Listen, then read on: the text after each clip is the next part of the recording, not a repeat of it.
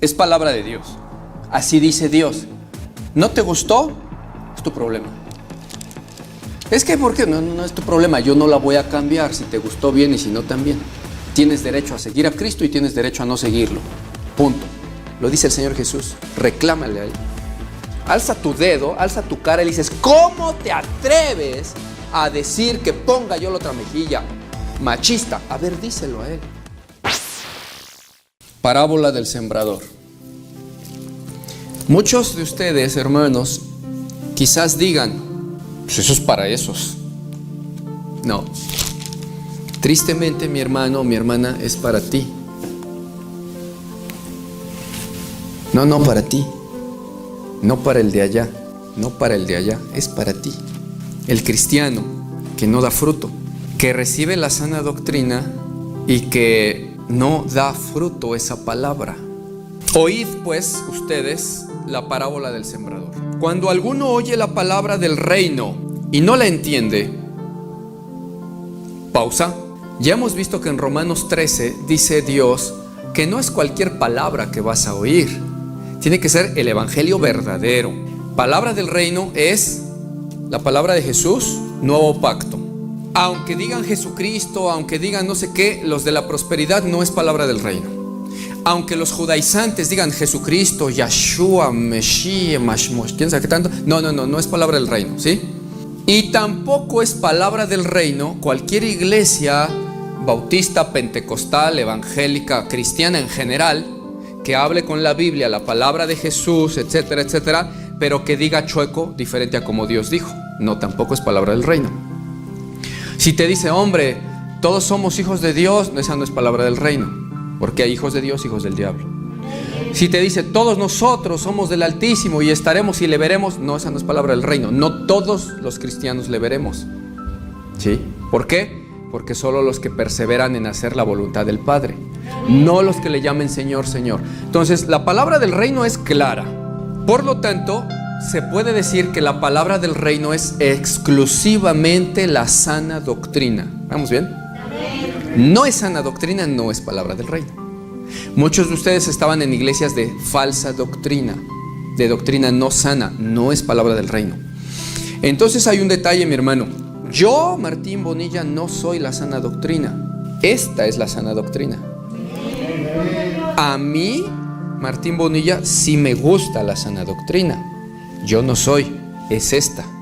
Ni siquiera yo la tengo, la tiene Jesús. Yo la tengo ahorita en mi mano, aquí está, ¿sí? Y en mi corazón, pero es de Jesús. Y la amo y quiero hacerla. Y fallo, por supuesto, pero me deleito en intentar no fallar, ¿vale? Esta es la sana doctrina y se enseña así, como es, como la enseñó Jesús. Él no le dijo que todos estaban bien y nada, sino que dijo, a mí me aborrecen porque les digo sus pecados. Sana doctrina es decirte, mi hermano, corrígete en esto, por favor, por amor a Dios, sálvate. Pedro les dijo, sálvense de esta generación perversa, arrepiéntanse. Eso es el evangelio. Entonces, no te confundas. Aquí cuando dice, recibieron la palabra del reino, no está refiriéndose Jesús a que es la palabra adulterada, Es la palabra viva y eficaz, la leche pura y sin adulterar de la palabra. Cuando después Él da la explicación de qué cosa es quién, váyanse a Lucas. Esta es pues la parábola, se las voy a explicar. Dice, la semilla es la palabra de Dios. ¿Puede ser la palabra adulterada? No, tiene que ser la palabra de veras. Luego, los de junto al camino son los que oyen y luego viene el diablo y quita de su corazón la palabra para que no crean y se salven. Aquí no lo dice porque es otra parábola, pero ¿quién es el que siembra? Cuando habla el Señor del trigo y la cizaña, habla también de que fue sembrado el trigo y la cizaña por un enemigo, ¿cierto? Pero dice que el que siembra es el Hijo del Hombre, ¿sí? ¿Qué cosa siembra? La semilla es la palabra de Dios, dice aquí en esta otra parábola. Entonces, la semilla es la palabra, el que siembra es Cristo. Por lo tanto, ni la palabra puede ser adulterada, ni Cristo la va a adulterar. Si dice aquí que en esta parábola sobre el sembrador, la semilla es la palabra, solo se puede estar refiriendo a la sana doctrina. El que la siembra es Cristo, que nos la dio, ¿sí? Ahora, después de ese sembrador hay otros sembradores. Pues todo aquel que ande echando esa semilla es un sembrador. Entiéndase, antes de Cristo, ¿quién iba a sembrar la palabra del nuevo pacto? Pues nadie, solo Él la vino a revelar. Después de eso nos encargó, vayan y enséñelo. Ahora ya hay otros sembradores. Entonces, si el sembrador, ministro, predicador no tuerce esa buena palabra de Dios, la palabra es verdadera y el sembrador también es de Dios, de Cristo. ¿Vamos bien? Entonces la doctrina es verdadera. ¿A quién se la está sembrando los predicadores? A la iglesia. Porque el evangelista va a evangelizar, a predicar el evangelio. Ese le siembra la palabra, y hasta eso es la misma palabra, pero le siembra cosas más básicas para que se salven. Pero toda la palabra, dice aquí que toda la palabra es la semilla, toda.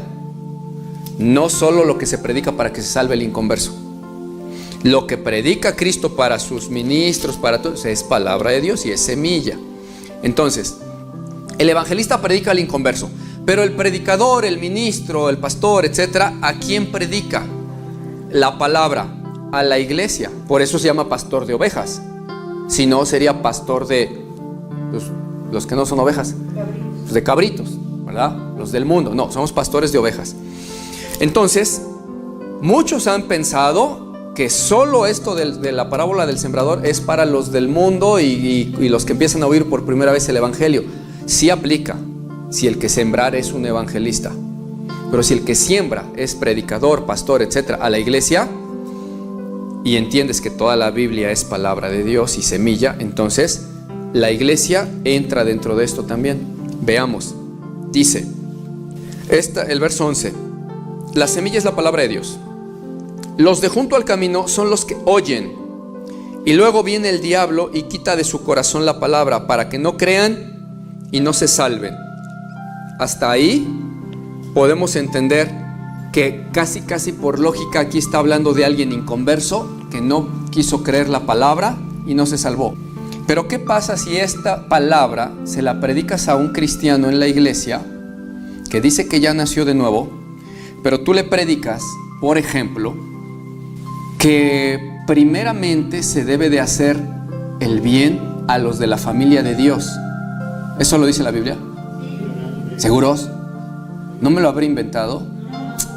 ¿De veras lo dice? Dice el versículo: así que según tengamos oportunidad, hagamos bien a todos y mayormente a los de la familia de la fe. Entonces, es palabra de Dios. Así dice Dios. ¿No te gustó? Es tu problema. Es que, ¿por qué? No es tu problema. Yo no la voy a cambiar. Si te gustó, bien, y si no, también. Tienes derecho a seguir a Cristo y tienes derecho a no seguirlo. Punto. ¿Para qué peleamos? Así lo dice Dios. ¿Vamos bien hasta ahí? No está diciendo Dios no hagas bien a los de afuera. No. Está diciendo principalmente a los de la familia. Es que es lo normal. Son los de tu casa. Y la Escritura dice: quien no ve primero por los de su casa ha negado la fe y es peor que un incrédulo.